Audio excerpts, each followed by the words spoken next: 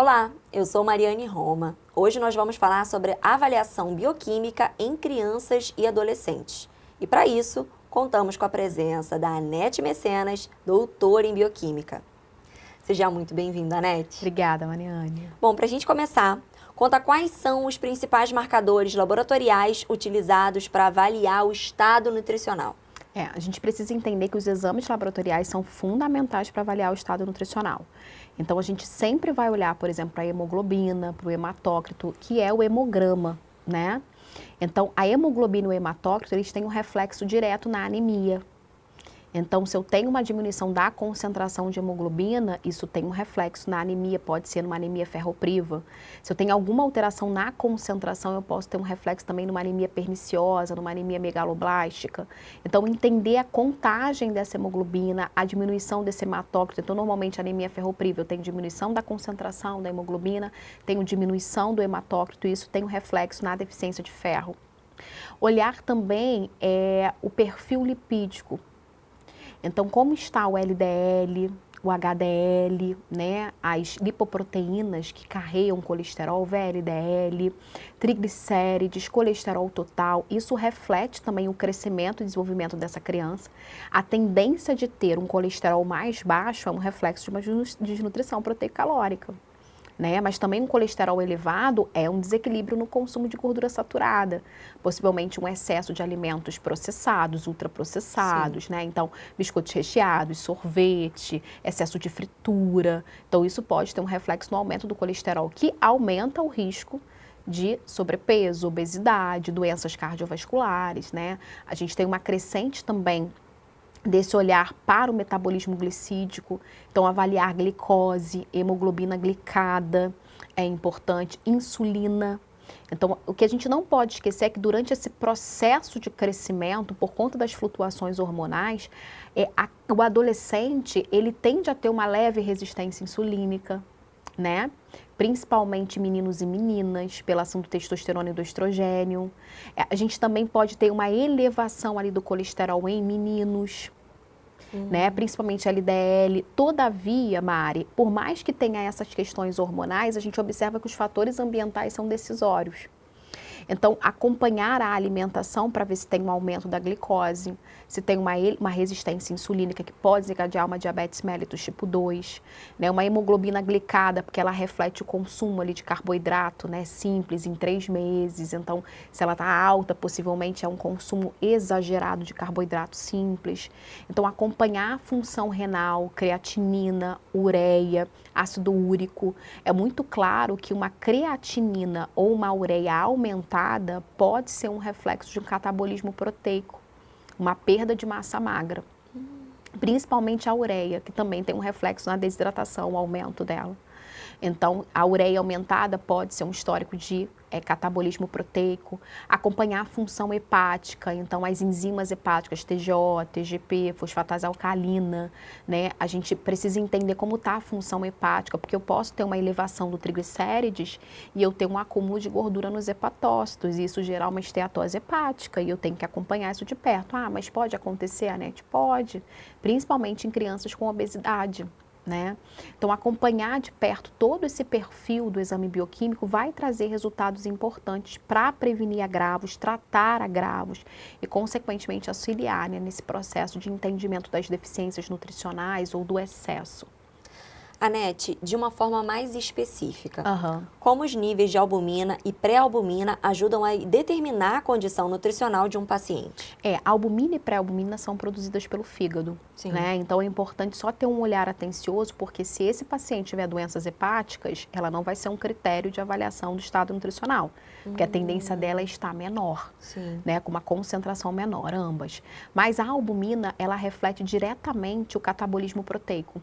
Então, uma baixa de albumina está associada a uma perda de massa muscular, está associada a uma desnutrição proteico-calórica.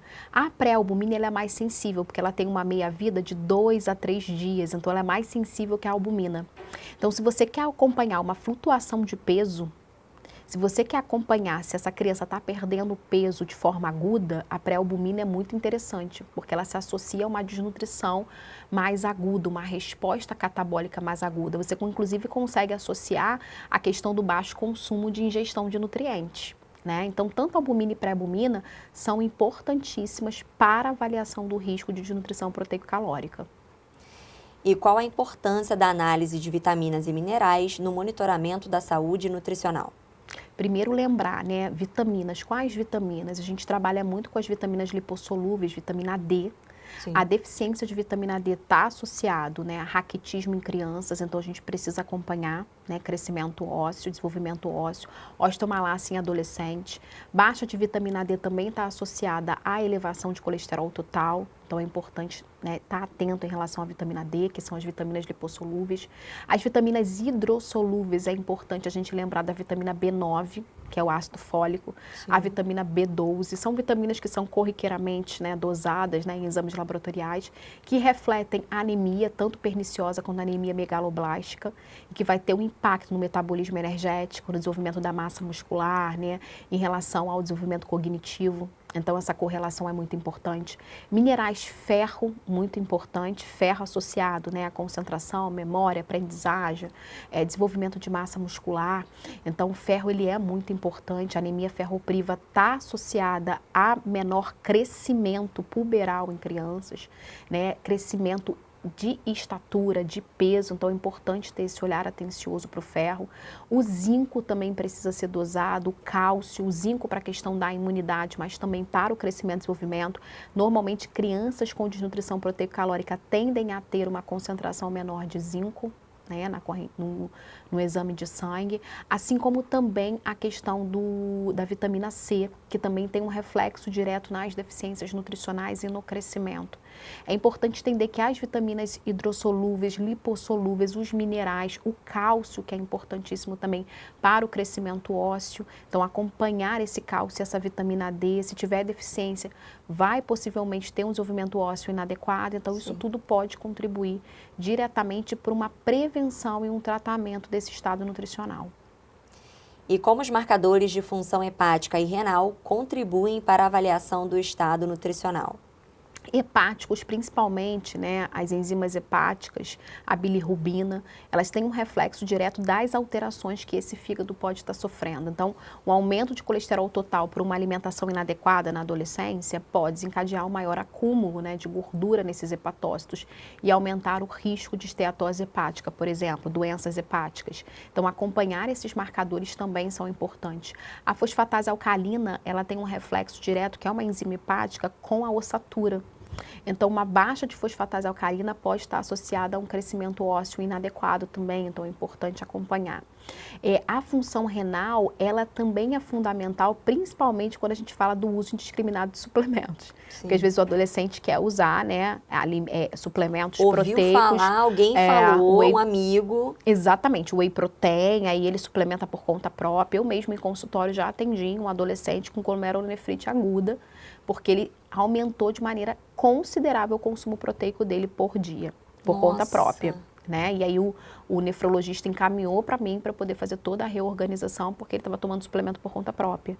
Então, acompanhar a função renal, ureia, creatinina, né, ácido úrico, a ureia e a creatinina normalmente aumenta, né? Ela tende a aumentar no exame bioquímico, a ureia também.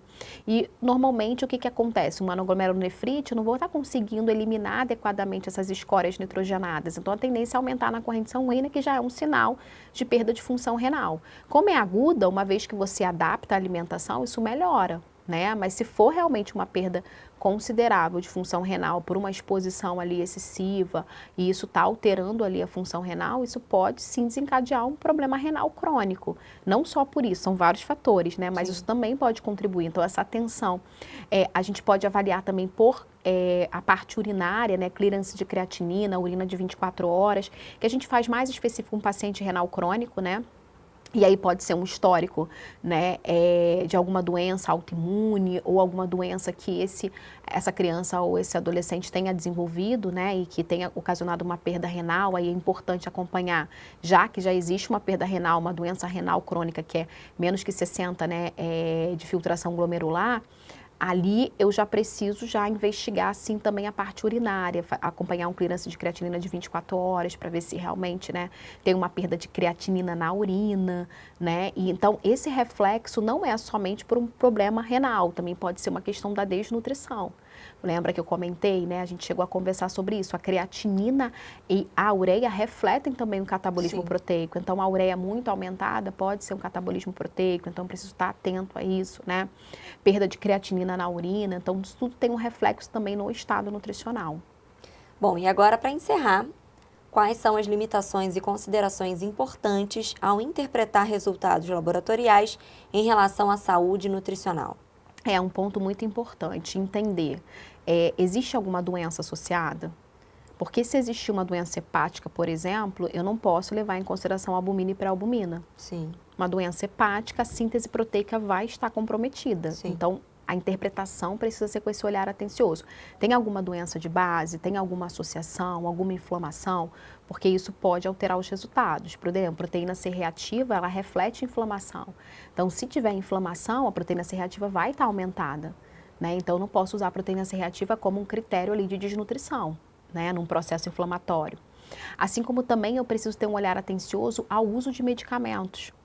Usa diurético? Se usa diurético, vai ter, consequentemente, uma menor concentração de potássio, de sódio. Isso vai ter um reflexo porque ele faz depressão desses minerais, né? Sim. Então, esse olhar atencioso precisa acontecer na interpretação desses resultados. Bom, chegamos ao final. Muito obrigada pela sua presença e também por todo o conhecimento. Obrigada. É isso. Bons estudos e até a próxima.